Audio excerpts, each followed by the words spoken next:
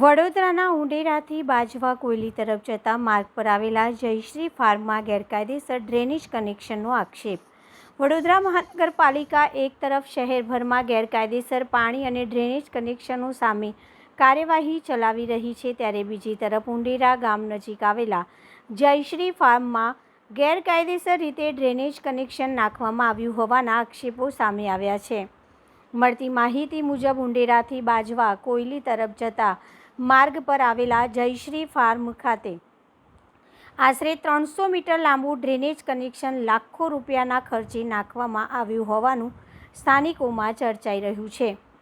આ કનેક્શન છેલ્લા 3 મહિનાથી કાર્યરત હોવાના પણ આક્ષેપ કરવામાં આવ્યા છે।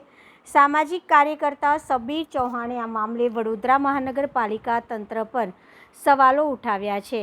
તેમનું કહેવું છે કે સામાન્ય અને ગરીબ લોકોના ગેરકાયદેસર કનેક્શનનો સામે તાત્કાલિક કાર્યવાહી કરવામાં આવે છે, પરંતુ આટલા મોટા પાયે ડ્રેનેજ લાઇન નાખવામાં આવી હોવા છતાં જવાબદાર અધિકારીઓ તો અંજાન કઈ રીતે રહી શકે।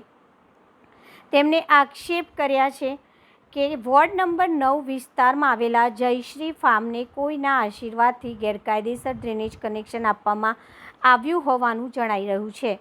સમગ્ર મામલે નિષ્પક્ષ તપાસ કરીને જવાબદાર સામે કાર્યવાહી કરવાની માંગ પણ કરવામાં આવી છે।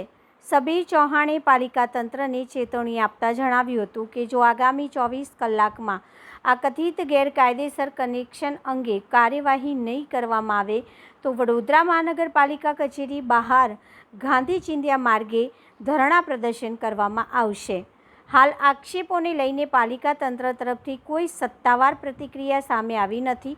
હવે તંત્ર આ મામલે તપાસ હાથ ધરી કાર્યવાહી કરે છે કે નહીં તેના પર સૌની નજર મંડાઈ છે।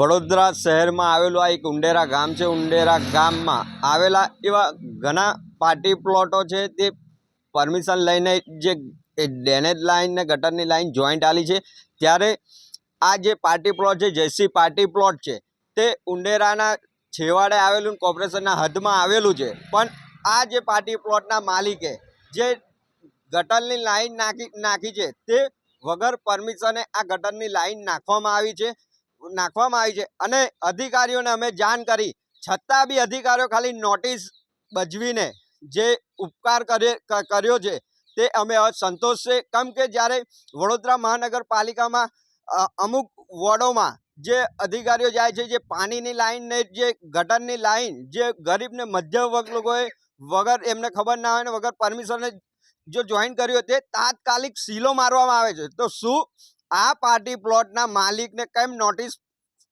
ફાળવીને બજવીને આ લોકો સંતોષ માને છે એ એક વિષય છે। કેમ કે આ પાર્ટી પ્લોટના જે માલિક છે એના પાછળ કોઈ નેતાનો હાથ છે તેવું લાગી રહ્યું છે। જો 24 કલાકના અંદર આ પાર્ટી પ્લોટના ગટરની લાઇનને સીલ મારવામાં નહીં આવે તો વોર્ડ નંબર 9ની કચેરીએ જઈને અમે ગાંધી ચિંધ્યા માર્ગે આંદોલન બી કરીશું। કેમ કે જો ગરીબને મધ્યમ વર્ગના લોકોને જો આ લોકો અધિકારીઓ એવું બતાવતા હોય કે અમે અધિકારી છે, તો એમને બી કહેવા માંગીએ છીએ કે અમે બી નેતાગીરી કરવા છે, તમને બી બતાવીશું કે તમારો હક કેવી રીતે લેવાય છે। કેમ કે આ પાર્ટી પ્લોટ દ્વારા જ્યારે ગટર નથી નાખી ત્યારે વોર્ડ નંબર 11માંથી ડ્રેનેજની જે ટેન્કર હોય છે ટેન્કર દ્વારા વોર્ડ નંબર 9માંથી ભરીને જે ખાલી કરવામાં આવે છે તે બી અમે પકડેલું। તેના પાછળ બી એક નેતાનો હાથ હતો તોય અમે છોડેલો। ત્યાર પછી આ જે ડ્રેનેજ લાઈન નાખી છે તેના પર અસંતોષ છે। જો વહેલી તકે અને આ ડ્રેનેજ પર સીલ મારવામાં આવે તેવી